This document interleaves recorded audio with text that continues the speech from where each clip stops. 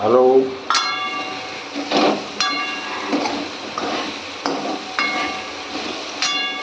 અહીંયા મશરૂમની કટકી છે. આ મસાલા ડુંગળી ને લસણ, હળદર, મીઠું, રાઈ બધું આમાં ઉમેરી દેવામાં આવ્યું છે.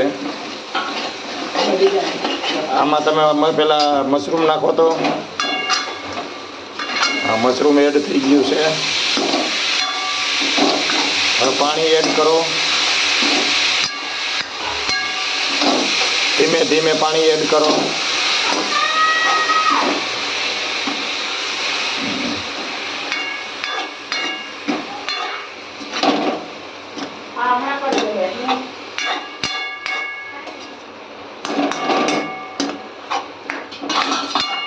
આમાં થોડીક ચટણી હજી ઘટે છે,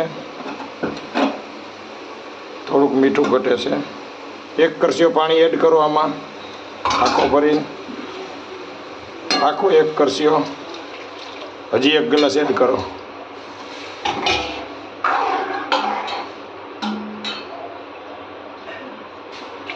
હા,